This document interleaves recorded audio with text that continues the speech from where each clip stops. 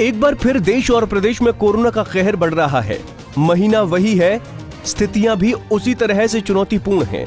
बदला है तो सिर्फ सवाल। 2020 में इन दिनों छात्रों और शिक्षा बोर्ड को कोरोना के कारण कई तरह की परेशानियां हुई थीं, लेकिन अब जब फिर से पेपर शुरू होने वाले हैं तो शिक्षा बोर्ड सतर्क हो गया है और कोविड को लेकर खास इंतजाम किए हुए हैं। बता दें कि प्रदेश स्कूल शिक्षा बोर्ड की 10वीं और 12वीं की बोर्ड की परीक्षाएं अप्रैल महीने से शुरू हो रही हैं। पिछले साल की अपेक्षा इस साल 10वीं और 12वीं की परीक्षाओं में करीब 28,000 से ज्यादा परीक्षार्थी परीक्षा देने के लिए बैठेंगे।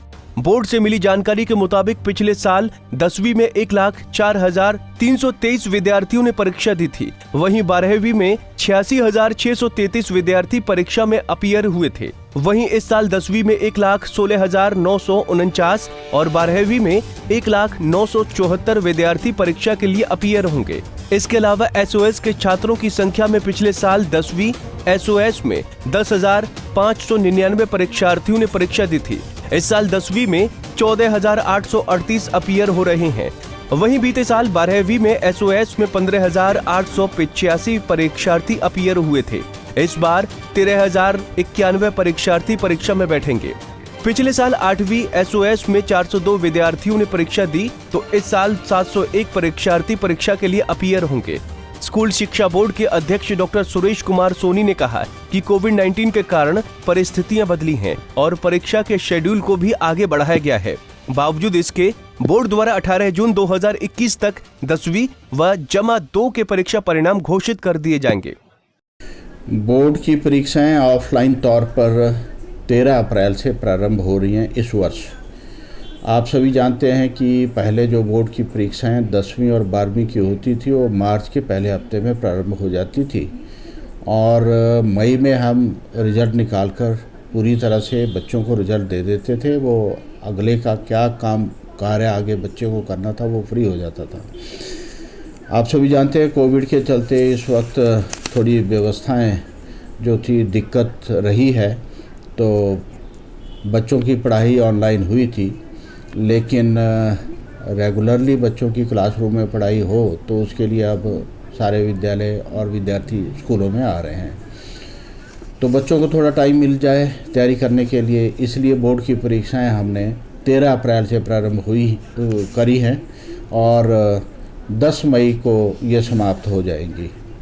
तो इस प्रकार हम ये देख सकते हैं कि इस वक्त शेड्यूल थोड़ा सा आगे किया है, लेकिन जून 18 तक रिज़ल्ट हम निकालने का प्रयास करेंगे, जिससे बच्चे जो बाहर हायर एजुकेशन इंस्टीट्यूट्स में जाना चाहते हैं तो उनको सुविधा होगी।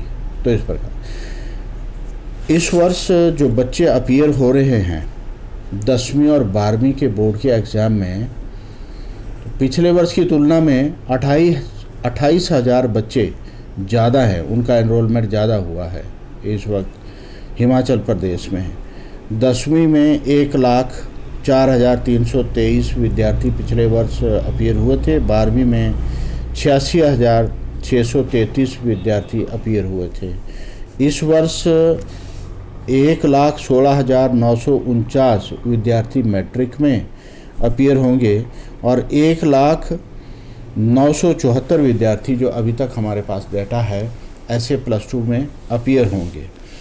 इसमें कुछ विद्यार्थी एसओएस के भी हैं, तो एसओएस के विद्यार्थी जो अपीयर हो रहे हैं उनमें भी इजाफा है संख्या में। कुल मिलाकर दोनों क्लासेस को अगर हम देखें, पिछले वर्ष 10वीं में 10,599 बच्चे अपीयर हुए थे और इस वर्ष एसओएस में मैट्रिक में 14,838 बच्चे अपीयर हो रहे हैं।